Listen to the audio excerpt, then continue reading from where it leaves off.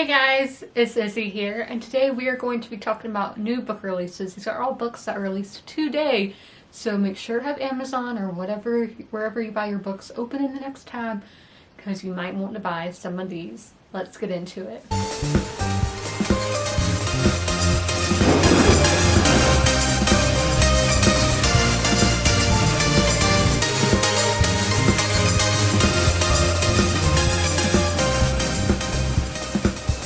I will say the majority of these are historical fiction, as that is my favorite genre. So what we're going to do is I am going to tell you all the synopsis of the book, by what is on Goodreads, and then why I want to buy this book. First, we have the Book of Cold Cases by Simone St. James. I actually already have this book. Thank you, Book of the Month.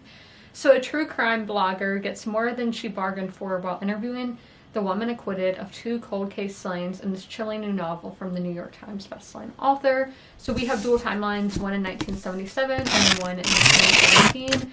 And we have one woman interviewing the woman who committed murders back in the 70s. Simone St. James, I really loved her previous book, The Sundown Motel.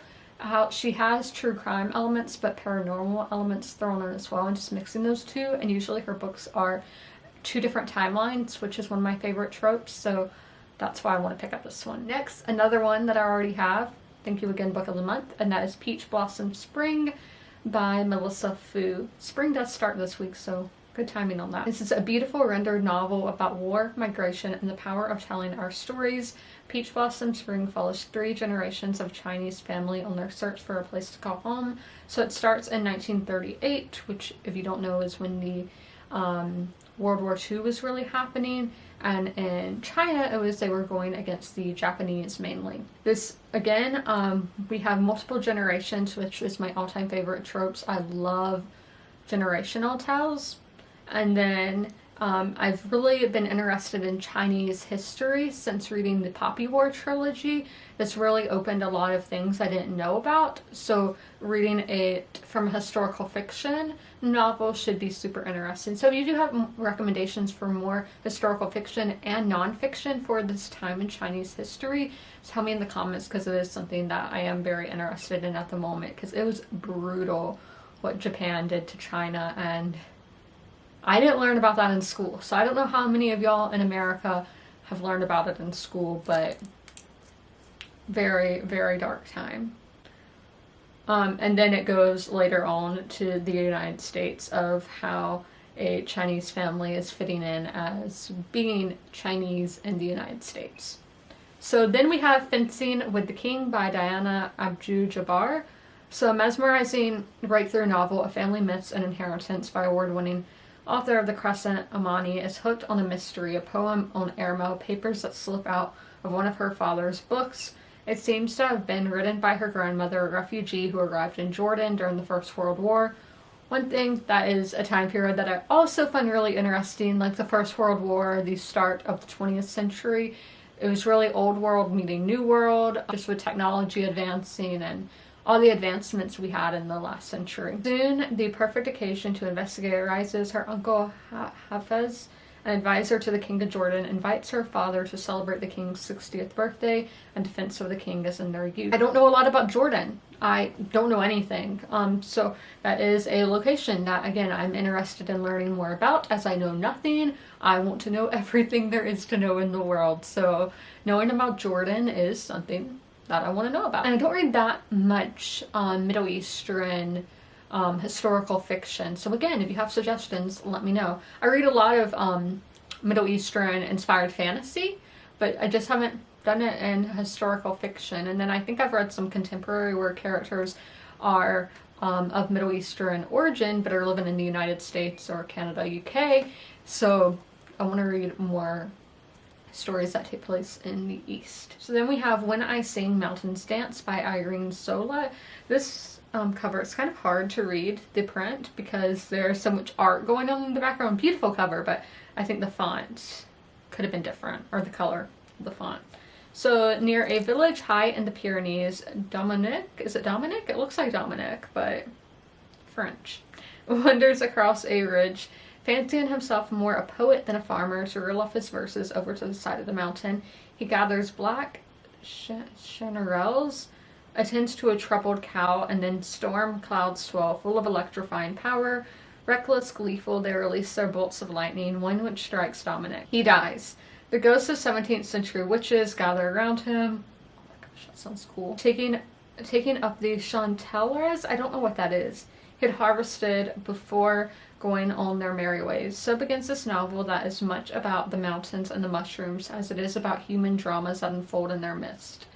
While I Sing and Mountains Dance, winner of the European Union Prize, I did not know that was a prize, is a giddy paean to the land and all its interconnectedness, and in it solo finds a distinct voice from the extraordinary consciousness, the lightning bolts, roe deer, mountains, ghosts of civil war, and a widow, her grown children, one of the children's lovers, and their long buried secrets. Oh my gosh, yeah, I want to pick this up. Why does it stand out? The Pyrenees, again, a place I've only really read The Nightingale, and that was a World War II. I don't know when this really takes place, but rather being a poet than a farmer, so it makes it sound old-timey, you know.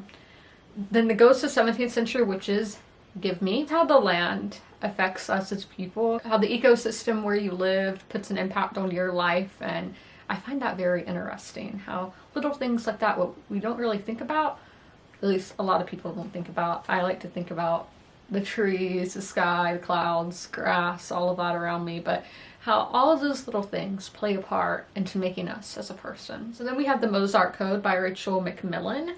So this is a World War II one, which there are so many World War II books. I'm like, give me World War I, please. Give me the Napoleonic Wars. Like, I want something other than World War II. So from author Rachel Macmillan comes a richly researched historical romance that takes place in post-World War II Europe, so it's post-World War, but you know, and features espionage, love that, a strong female lead, love that. Lady Sophia Huntington Villers is no stranger to intrigue, as her work with Alan Turing's bomb machines at Bletchley Park during the war attests.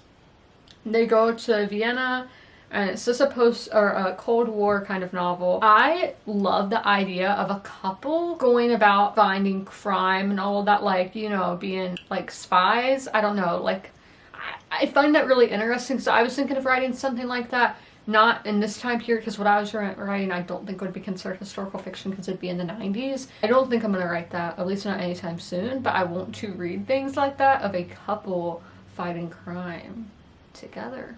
So then we have our last book, which is A Ballad of Love and Glory by Reina Grande. So a long petal of sea meets cold mountain in this sweeping historical saga following a Mexican army nurse and an Irish soldier who must fight at first for their survival and then for their love amidst the atrocity of the Mexican-American War. This is in 1846 in Texas. I don't know anything about the Texas or American-Mexican War. See, I don't even know the name.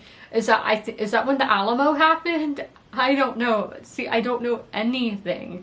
I know Texas eventually became part of America with Arizona and New Mexico as well, but I have no knowledge about this. Again, a thing where, why didn't I learn this in school? This is American history. I don't know. Well, I do know. My American history class was kind of wild. We didn't get that far, at least when I was in the class, because then I left, and yeah, they might have got to it for all I know. But 1846, a time period that we don't really see a lot for American books, American historical fiction. We see it a lot in UK because Victorian times, but here things were a bit chaotic in this country in that century. And then being in Texas, I have just found out that I love a Texas setting. My favorite book last year, The Book of Lost Friends, it has a long title that I never know what it is, but by Lisa Wingate, that takes place in Texas and Louisiana. And then Valentine has been my favorite book so far this year by Elizabeth Wetmore. That takes place in Odessa, Texas. So I love a Texas setting, apparently, because my two favorite books from the past few years have been in Texas. Yes. Those are all of the books that at least I am anticipating that release today. I'm going to be buying like all the historical fiction ones. I'm not even exaggerating. I'm buying them. So I hope you guys enjoyed this video, and as always, comment, rate, and subscribe, and don't forget to ring that notification bell to be notified when all my videos go live. Also, tell me which books you are most anticipated for, and would you guys like me to do more of these anticipated release videos? Let me know. Bye!